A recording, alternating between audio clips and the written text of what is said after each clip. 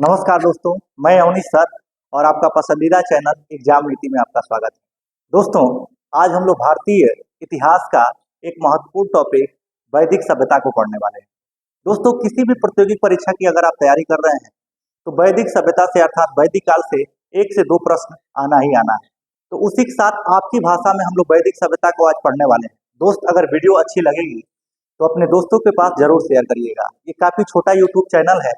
अगर आपका एक प्यारा सा कमेंट हमको देखने को मिलेगा तो उससे हम प्रफुल्लित होकर के और आगे भी ये प्रयास जारी रखेंगे। तो दोस्तों, बिना देरी किए हुए आइए शुरू करते हैं वैदिक सभ्यता के बारे में। तो वैदिक सभ्यता को आज हम लोग देखते हैं। वैदिक सभ्यता नाम से ही पता चल रहा है, यानी कि सिंधु घाटी सभ्यता के पतन के बाद हम लोगों ने पिछले वीडियो में इंडस वैली सिविलाइजेशन सिंधु घाटी के सभ्यता को पढ़ा है। अगर आप उस वीडियो को न देखे हों तो आप जा करके हमारे यूट्यूब चैनल एग्जाम नीति by Dubey sir YouTube channel जो है उस पर जा करके आप देख सकते हैं। दोस्त, बहुत आपके भाषा में मैं उस सिंधु घाटी के सभ्यता को पढ़ाया हूँ पार्ट 1 को। तो दोस्तों, जो सिंधु घाटी जो सभ्यता थी, जो हम लोग की सबसे प्राचीनतम सभ्यता थी, उसका जो विनाश हुआ था वो सबसे प्रभावी मत है एस.आर. राव का बाढ़ का कारण। यानी कि जो सप्त सैंधव प्रदेश था उसमें 7 नदियां हुआ करती थी और 7 नदियों में एस.आर. राव का मत है, इतिहासकार है एस.आर. राव, कि 7 नदियों में उफान आया और सिंधु घाटी सभ्यता का विनाश हो गया, अंत हो गया। सिंधु घाटी सभ्यता के विनाश के बाद जिस सभ्यता का नींव पड़ा, जिस सभ्यता का विकास हुआ, वह वैदिक सभ्यता बनी। कौन सी सभ्यता कहलाई? तो वैदिक सभ्यता कहलाई। नाम से ही पता चल जा रहा होगा कि जिस काल में वेदों की रचना हुई, जिस सभ्यता में वेदों की रचना हुई, उसी सभ्यता को हम लोग क्या कहते हैं? वैदिक सभ्यता कहते हैं। आप ये भी पढ़े होंगे कि सिंधु घाटी जो सभ्यता थी वो शहरी सभ्यता थी, नगरीय सभ्यता थी। लेकिन वैदिक जो सभ्यता है ये ग्रामीण सभ्यता है। कैसी सभ्यता है? तो ग्रामीण सभ्यता है। अब हम लोग देखते हैं, यानी कि पहले हम लोग शहरी थे और बाद में हम लोग ग्रामीण हो गए। तो देखिए दोस्त, वैदिक सभ्यता की जो सर्वमान्य तिथि है, जो टाइमिंग है, वो 1500 ईसा पूर्व से 600 ईसा पूर्व है। ध्यान रखिएगा दोस्त, बहुत बार पूछा हुआ क्वेश्चन है कि वैदिक सभ्यता की सर्वमान्य तिथि है 1500 ईसा पूर्व से 600 ईसा पूर्व तिथि है। ध्यान दीजिएगा दोस्त, मैं इसलिए लिख देता हूँ कि ये काफी छोटा यूट्यूब चैनल है और लॉन्ग वीडियो हो जाएगा तो आप देखेंगे नहीं कि ये नए नए अभी टीचर हैं, इसीलिए मैं इसको लिख देता हूँ। अगर आप कहेंगे तो मैं इसको लिख करके पढ़ाऊंगा। ये मैं इसलिए नहीं लिखता हूँ कि वीडियो काफी लॉन्ग हो जाएगा, काफी बड़ा हो जाएगा और छोटा यूट्यूब चैनल है। तो ये हम लोग देखते हैं कि वैदिक सभ्यता की जो टाइमिंग है वो 1000 ईसा पूर्व से 600 ईसा पूर्व है। ये वैदिक सभ्यता के निर्माता कौन है, जनक कौन है? तो ध्यान दीजिएगा दोस्त, वैदिक सभ्यता के जो निर्माता है वो आर्य है। कौन है? आर्य। आर्य संस्कृत भाषा का शब्द है। ध्यान दीजिएगा दोस्त, आर्य जो शब्द है वह संस्कृत भाषा का शब्द है। किस भाषा का शब्द है? संस्कृत भाषा का शब्द है। आर्य शब्द का शाब्दिक अर्थ क्या होता है? ये बहुत बार पूछता है दोस्त कि आर्य शब्द का शाब्दिक अर्थ क्या होता है? तो श्रेष्ठ, महान, कुलीन या उत्कृष्ट, जो भी आपको लगे वो ट्रिक कर दीजिएगा जो ऑप्शन में दिखे। यानी कि हम लोग ध्यान देते हैं कि आर्य शब्द का शाब्दिक अर्थ क्या होता है दोस्त? तो श्रेष्ठ, महान या कुलीन। वैदिक सभ्यता कैसी सभ्यता थी? तो ये ग्रामीण सभ्यता थी। कैसी सभ्यता थी? तो ग्रामीण सभ्यता थी। ये ग्रामीण सभ्यता थी। आपसे पूछ सकता है कि वैदिक सभ्यता कैसी सभ्यता थी? तो ग्रामीण सभ्यता थी। ध्यान से समझिएगा, वैदिक शब्द वेद से लिया गया है। ध्यान दीजिएगा दोस्त, वैदिक जो शब्द है वह वेद से लिया गया है, जिसका अर्थ होता है ज्ञान। ये पूछा हुआ क्वेश्चन है कि वैदिक शब्द कहाँ से लिया गया है? तो वेदों से लिया गया है और इसका अर्थ होता है ज्ञान। ये पूछता है, बार बार पूछता है। आर्यों का निवास, आखिर आर्य कहाँ से आकर के भारत में बसे? तो इसके मत में विद्वानों में गतिरोध की स्थिति है। कई ऐसे विद्वान हैं, कई ऐसे इतिहासकार हैं जो अपना अलग अलग मत देते हैं, लेकिन सबसे जो मत मान्य होता है इतिहासकार है मैक्स मुलर। मैक्स मुलर ने बताया आर्यों के निवास स्थान के संबंध में कि जो आर्यों का निवास स्थान था वो मध्य एशिया था। कहा था? मध्य एशिया। यही मान्य भी होता है, लेकिन क्वेश्चन पूछता है कि और भी जो इतिहासकार हैं और भी जो विद्वान है उन्होंने क्या विचार दिया है आर्यों के निवास स्थान के संदर्भ में। तो दोस्तों ये मैंने कुछ विद्वान है और उनके द्वारा बताया गया कि कहाँ से आए थे यार। तो सबसे सर्वमान्य जो सिद्धांत है वो मैक्स मुलर का सिद्धांत है कि आर्यों का निवास स्थान जो था वो मध्य एशिया था, और यही NCERT यही मानती भी है कि आर्यों का निवास स्थान कहाँ था, तो मध्य एशिया था। ध्यान दीजिएगा दोस्त। दूसरे जो विद्वान है बाल गंगाधर तिलक, बाल गंगाधर तिलक ने कहा है कि आर्यों का जो निवास स्थान था वो आर्कटिक यानी कि उत्तरीय ध्रुव था। आप ध्यान से समझिएगा, ये पृथ्वी है जो ये ऊपरी छोर है, यानी कि उत्तरीय ध्रुव। यानी आपसे कई बार पूछा हुआ क्वेश्चन है कि बाल गंगाधर तिलक ने आर्यों को कहाँ का निवासी बताया है, तो ये आर्कटिक के यानी कि उत्तरीय ध्रुव से भारत आए थे। स्वामी दयानंद सरस्वती, इनसे भी बड़ा क्वेश्चन बनता है कि स्वामी दयानंद सरस्वती ने कहा बताया है, तो ये तिब्बत बताए हैं कि आर्यों का निवास स्थान कहाँ था, तो तिब्बत से भारत में आर्य आए थे। डॉक्टर संपूर्णानंद हैं, ये भी काफी विद्वान है, इन्होंने बताया है यूरेशिया। यूरेशिया में कौन कौन, तो यूरोप और एशिया। यानी कि डॉक्टर संपूर्णानंद भी विद्वान है और बताते हैं कि आर्य जो आए थे भारत में यह यूरेशिया से आए थे, अर्थात यूरोप और एशिया के मध्य से आए थे। इम्पोर्टेंट में मैंने बताया है कि देखिए एक पूरा जो कहा जाता है पुरातात्विक साक्ष्य, पुरातात्विक साक्ष्य, पुरातात्विक प्रमाण जो मिला है, पुरातात्विक प्रमाण क्या मिला है, तो एक आपका मध्य एशिया के बोगाज कोई अभिलेख, ध्यान दीजिएगा दोस्त, ये सबसे प्रमाणित अभिलेख है बोगाज कोई अभिलेख, जो जिसपे निष्कर्ष के आधार पर मैक्स मुलर ने बताया है कि आर्यों का जो निवास स्थान था वो मध्य एशिया था। कहीं ना कहीं इस अभिलेख से ये निर्धारित हो जाता है, कुछ साक्ष्य मिलने लगते हैं। बोगाज कोई अभिलेख 1400 ईसा पूर्व, यानी कि 1400 ईसा पूर्व ये पुराना है। बोगाज कोई अभिलेख में 4 देवताओं का उल्लेख मिलता है, जो हिंदुस्तान के 4 देवता है प्रमुख, खासतौर में वैदिक सभ्यता में उन 4 देवताओं का उल्लेख मिलता है। पहले हैं आपके इंद्र, दूसरे हैं आपके अरुण, तीसरे हैं मित्र और चौथे हैं नासत्य। इन 4 देवताओं का ध्यान दीजिएगा दोस्त, ये बहुत बार पूछा हुआ क्वेश्चन है। थोड़ा सा अगर आप हाई लेवल की तैयारी करते हैं तो उसमें पूछता है कि नासत्य की जानकारी किस अभिलेख से मिलती है, तो ये बोगाज कोई अभिलेख है। यानी कि देखिएगा इंद्र सबसे प्रमुख देवता होते थे वैदिक सभ्यता में। इंद्र को पुरंदर भी कहा जाता है, क्या कहा जाता है, पुरंदर भी कहा जाता है।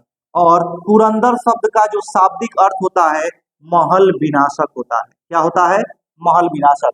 आप क्वेश्चन अगर वैदिक सभ्यता से देखेंगे तो आपको जरूर मिल जाएगा कि पुरंदर शब्द का शाब्दिक अर्थ क्या होता है, तो पुरंदर शब्द का शाब्दिक अर्थ होता है महल विनाशक।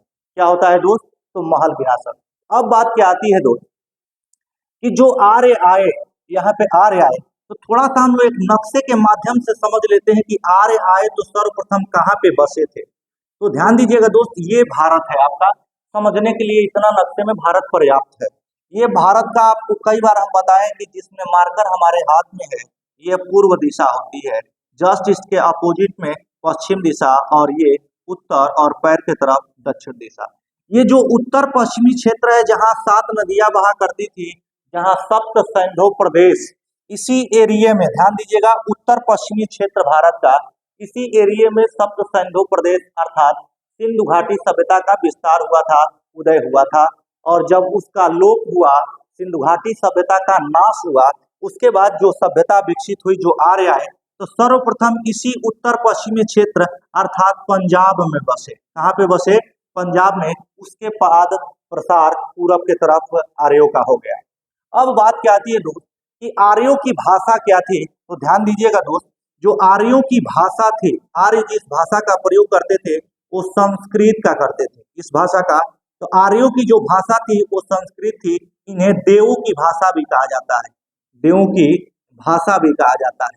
सबसे प्राचीनतम भाषा है, सबसे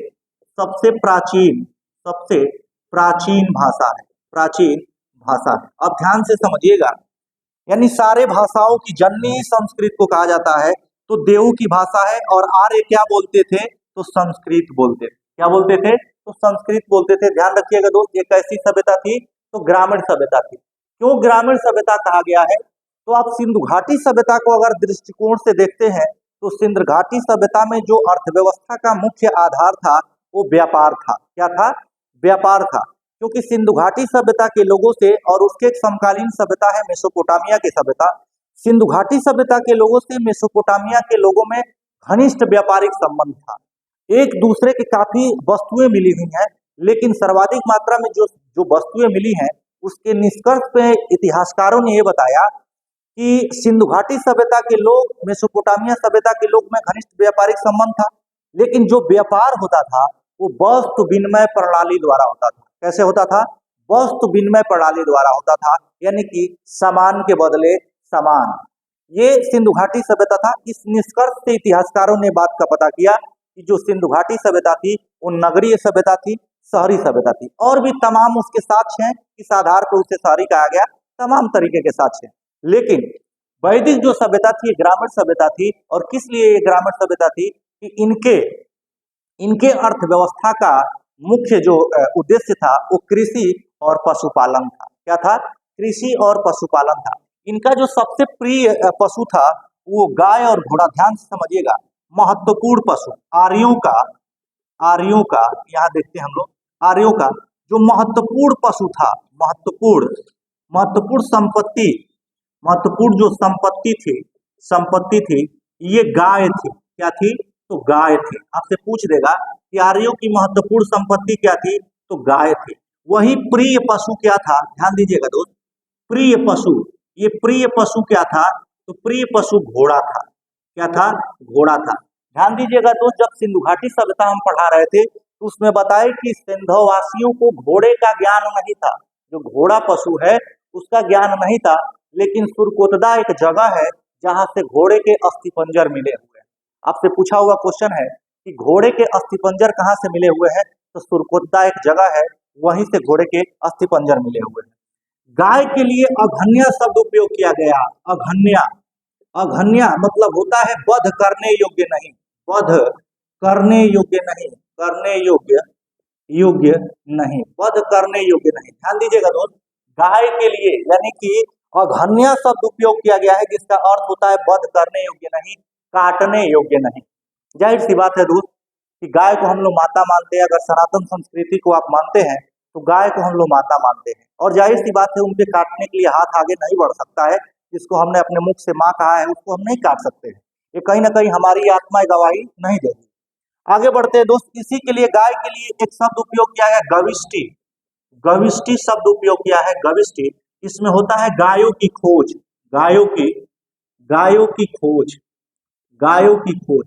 ध्यान दीजिएगा तो गविष्टि शब्द प्रायः गायों को लेकर के और आर्यों के बीच, चूंकि आर्य जब भारत में आए थे तो कबीलाई रूप में भारत में आए थे, यानी कि एक एक कबीले में बट बट करके ये भारत आए थे। और प्रायः गायों को लेकर के युद्ध होता रहता था। तो गायों को लेकर के जो युद्ध होता था, गायों के लिए जो खोज शब्द उपयोग किया गया है उसके लिए एक शब्द है गविष्टि, अर्थात गायों के लिए लड़ा जाने वाला युद्ध या गायों की खोज, ये गविष्टि शब्द। इसी के लिए एक युद्ध होता है, आगे हम बताते हैं आपको। तो ये रहा, कुछ जरूर है कि आप इसको स्क्रीनशॉट मार लेंगे। और हमारा अगर आप वीडियो देखते हो तो जरूर लाइक करिएगा, सब्सक्राइब करिएगा, अपने दोस्तों के पास शेयर करिएगा। दोस्त वीडियो देख रहे हैं तो एक पेन और एक नोटबुक लेकर के जरूर बैठिएगा। हमारे मुंह से भी जो क्लास में बातें निकलती हैं वो भी आपके जीएस से संबंधित है, यानी कि आपका एग्जाम में क्वेश्चन उससे भी बनता है, क्योंकि हम जीएस की बात करेंगे क्लास में, इधर उधर की हम बातें करते भी नहीं। आते हैं दोस्त की वैदिक सभ्यता को, वैदिक काल को दो भागों में विभक्त कर दिया गया है। क्या कारण रहा कि वैदिक सभ्यता को, वैदिक काल को दो भागों में विभक्त होने का कारण हुआ? तो पहला है लोहे की खोज। पहला क्या है? तो लोहा की खोज, लोहा की खोज। जब लोहे की खोज होती है, लोहे का जो प्राचीनतम साक्ष्य मिला है वो अतरंजी खेड़ा से मिला है। अतरंजी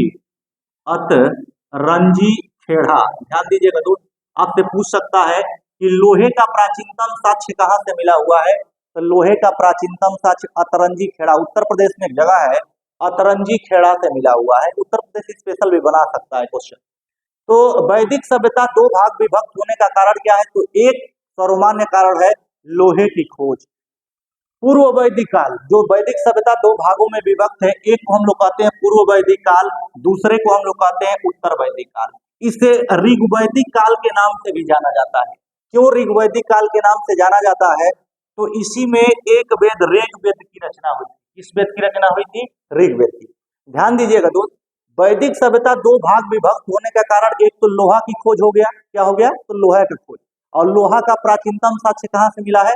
तो अतरंजी खेड़ा से मिला हुआ है। कहाँ से मिला है दोस्त? तो अतरंजी खेड़ा से। ध्यान दीजिएगा, पूर्व वैदिक काल को हम लोग ऋग वैदिक काल के नाम से भी जानते हैं। इसकी जो तिथि है, ध्यान दीजिएगा, बहुत ज्यादा बार पूछता है, तो ये 1500 ईसा पूर्व से लेकर के 1000 ईसा पूर्व तक है। ध्यान दीजिएगा, फिर बता रहे हैं पूर्व वैदिक काल, इसे हम लोग ऋग वैदिक काल भी कहते हैं। इसकी जो तिथि है वो 1500 से लेकर के 1000 ईसा पूर्व है। वही अगर पूरे की बात करेगा कि वैदिक सभ्यता की तिथि क्या है, तो 1500 से लेकर के 1000 ईसा पूर्व। लेकिन अगर केवल पूर्व वैदिक काल की बात करेगा तो इसमें 1500 ईसा पूर्व से लेकर के और 1000 ईसा पूर्व तक इसके पूर्व वैदिक काल की टाइमिंग। इसमें ऋग वैदिक काल क्यों कहा जाता है? तो मात्र एक वेद जो सबसे प्राचीनतम वेद है, ये सबसे प्राचीन वेद है, सबसे प्राचीन वेद है, सबसे प्राचीन वेद, ये भगवान की स्तुति के लिए, देवताओं की स्तुति के लिए मंत्रों से संबंधित एक वेद है, जिसमें 1028 सूक्त है, अर्थात मंत्र है। कितने सूक्त है? इसमें सूक्तों की जो संख्या है उस 1028 है। कितने मंत्र है बाबू? तो 1028 मंत्र है। यानी कि देवताओं की स्तुति के लिए, देवताओं की स्तुति के लिए मंत्रों का उपयोग किया जाता था। और मंत्रों से संबंधित कौन सा वेद है? तो ऋग्वेद है। अब ध्यान से समझिएगा दोस्त, बाकी तीन वेदों की रचना, पूर्व वैदिक काल में एक वेद की रचना की गई है ऋग्वेद की, और बाकी तीन वेदों की जो रचना हुई है, यजुर्वेद, सामवेद और अथर्ववेद की रचना जिस काल में हुई है, ये उत्तर वैदिक काल है। कौन सा काल है? उत्तर वैदिक काल।